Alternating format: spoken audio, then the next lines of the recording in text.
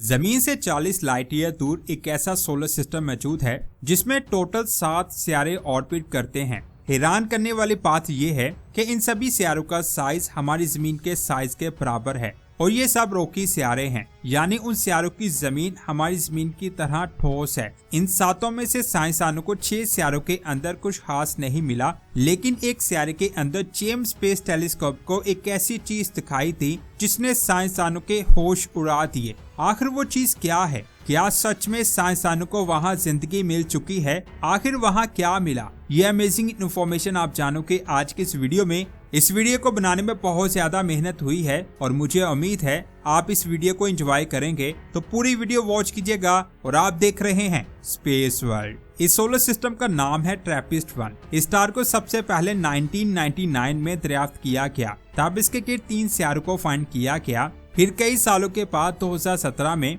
Trappist telescope और Spitzer infrared space telescope से यहाँ 4 और सितारों को फाइंड किया गया। ये सभी सितारे रोकी थे और इनका साइज तकरीबन जमीन के साइज के बराबर था। जब इन 7 सितारों को जेम्स स्पेस टेलीस्कोप से स्टडी किया गया तो उसे इनमें से 6 सितारों में कुछ खास नहीं मिला, लेकिन एक सितारे के अंदर कुछ था और वो चीज लाइफ के लिए बहुत ज्यादा जरूरी थी। इस सितारे का नाम है ट्रैपिस्ट-1e। ये सितारा अपने स्टार के हैबिटेबल जोन में आता है। ये इस बात का सबूत है कि उस सितारे पर पानी मौजूद हो सकता है, यानी हैबिटेबल जोन में उस सितारे को अपने स्टार से उतनी ही रोशनी मिलती है जिससे पानी लिक्विड फॉर्म में रह सके। लेकिन सिर्फ हैबिटेबल जोन में होने की वजह से ये नहीं कहा जा सकता कि उस सितारे पर पानी मौजूद हो सकता है। इसके लिए और भी बहुत सारी चीजों को देखना पड़ता है। पानी के लिए उस सितारे के पास जमीन जैसा एटमॉस्फेयर होना चाहिए। इसीलिए इस एटमॉस्फेयर को फाइंड करने के लिए जेम्स स्पेस टेलीस्कोप का इस्तेमाल किया गया।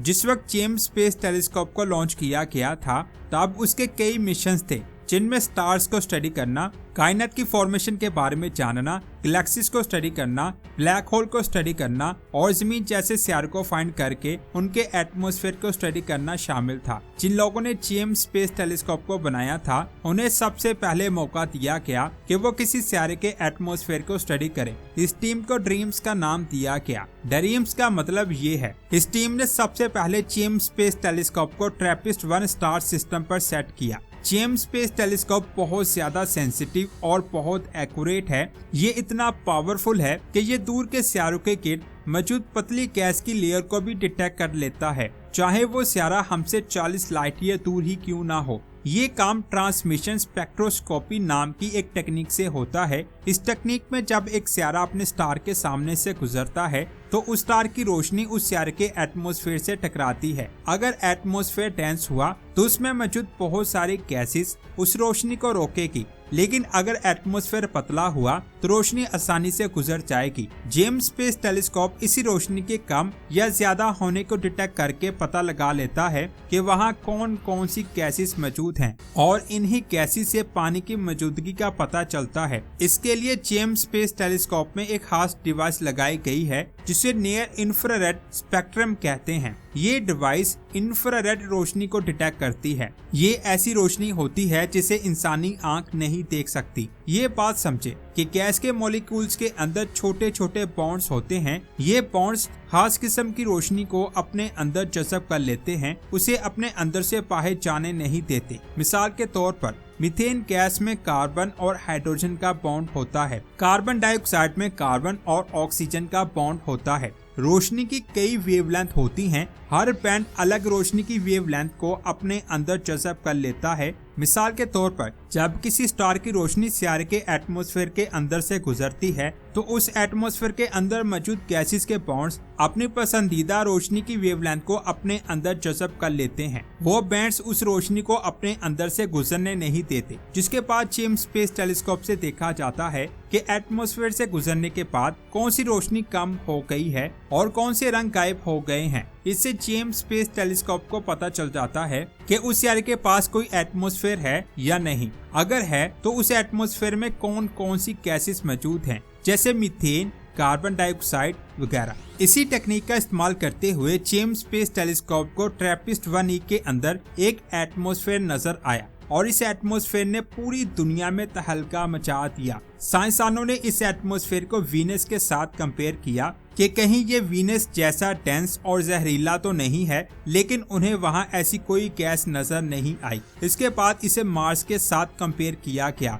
कि कहीं ये मार्स जैसा हल्का तो नहीं है, लेकिन उन्हें वहां मार्स जैसी कोई भी गैस नजर नहीं आई। जिसके बाद साइंसदान कहने लगे कि हो सकता है कि ये एटमॉस्फेयर जमीन जैसा हो, जिसमें पानी का बहुत बड़ा समुंदर हो सकता है। लेकिन मसला ये था कि ये सियारा अपने स्टार के साथ टाइटली लॉक्ड है, यानी इसकी एक साइड अपने स्टार की तरफ होती है, यहाँ हमेशा दिन रहता है, और एक साइड अपने स्टार की दूसरी तरफ होती है, यहाँ हमेशा रात रहती है और वहाँ सर्दी बहुत ज्यादा होती है। इस कंडीशन में पूरे सियारे पर पानी का समुंदर नहीं हो सकता। लेकिन साइंसदानों ने कहा कि जो एटमॉस्फेयर हमें मिला है, अगर वहाँ जमीन जैसा एटमॉस्फेयर हुआ तो उसमें चलने वाली हवाएं गर्मी को रोशनी वाली साइड से अंधेरे वाली साइड की तरफ लेकर जा सकती हैं, जिसकी वजह से सियारे पर मौजूद पानी जमता नहीं है और पूरे सियारे पर पानी का समुंदर हो सकता है। अगर ये साबित हो गया कि वहाँ जमीन जैसा एटमॉस्फेयर है तो ये बहुत बड़ी डिस्कवरी होगी। तो क्या सच में ये एटमॉस्फेयर जमीन जैसा है? जेम्स स्पेस टेलीस्कोप से मजीद स्टडी करने पर पता चला कि वो एटमॉस्फेयर बहुत ठंडा है। ये ठंडा क्यों है, इसके बारे में साइंसदानों को नहीं पता। उनके मुताबिक वहाँ मीथेन गैस मौजूद हो सकती है, क्योंकि स्टार से निकलने वाली लाइट को मीथेन गैस अपने अंदर जज़ब कर लेती है, जिससे रोशनी जमीन तक पहुँच नहीं पाती, जिसकी वजह से वहाँ का एटमॉस्फेयर ठंडा हो सकता है। इसी वजह से इस पूरे सियारे पर पानी नहीं हो सकता। या तो पानी थोड़े से एरिया में हो सकता है या फिर जमीन के अंदर हो सकता है। इस चीज को देखते हुए साइंसदानों ने कहा, अगर पानी थोड़े से एरिया में भी हुआ तो इतने पानी से एटमॉस्फेयर फिर भी जमीन जैसा हो सकता है और इस पानी में लाइफ के चांसेस भी हो सकते हैं। एटमॉस्फेयर के अलावा उस सियारे के साथ कई सारे मसले हैं, जिसकी वजह से साइंसदानों को अभी कंफर्म नहीं है कि क्या वो सियारा बंजर है या वहाँ जमीन जैसा एटमॉस्फेयर है। बंजर साइंसदानों ने इसलिए कहा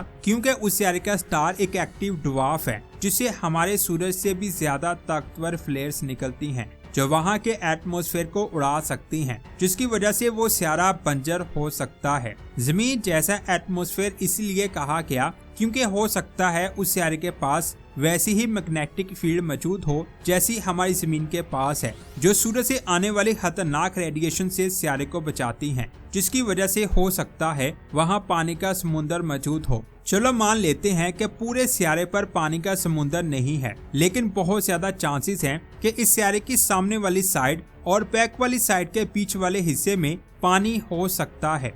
सेंटर में होने की वजह से यहाँ ना इतनी ज्यादा गर्मी है और ना इतनी ज्यादा सर्दी। यहाँ ऐसा टेम्परेचर हो सकता है जिसमें पानी लिक्विड फॉर्म में रह सके। साइंसदान का कहना है कि इसी पानी की वजह से इस सियारे का एटमॉस्फेयर जमीन जैसा हो सकता है, लेकिन अभी भी साइंसदान इसके बारे में श्योर नहीं है। ये एटमॉस्फेयर एक मिस्ट्री बना हुआ है, जिसे आने वाले वक्त में जेम्स स्पेस टेलीस्कोप से हल किया जाएगा। हो सकता है वहाँ लाइफ मौजूद हो, क्योंकि अल्लाह कहीं भी लाइफ पैदा कर सकता है। आपका इस सियारे के बारे में क्या कहना है, कमेंट्स करके जरूर बताएं। दोस्तों, इस वीडियो को बनाने में बहुत ज्यादा मेहनत हुई है और ये मेहनत सिर्फ और सिर्फ आप लोगों के लिए की जाती है, ताकि आप लोगों को हम अच्छा कंटेंट प्रोवाइड कर सकें। अगर आपको सच में हमारी ये मेहनत से बनाई हुई वीडियो पसंद आई है तो इसे लाइक और शेयर लाजमी करें और हमारे चैनल को भी लाजमी सब्सक्राइब करें। मिलते हैं एक और शानदार वीडियो में। अपना बहुत सारा ख्याल रखें। अल्लाह हाफिज।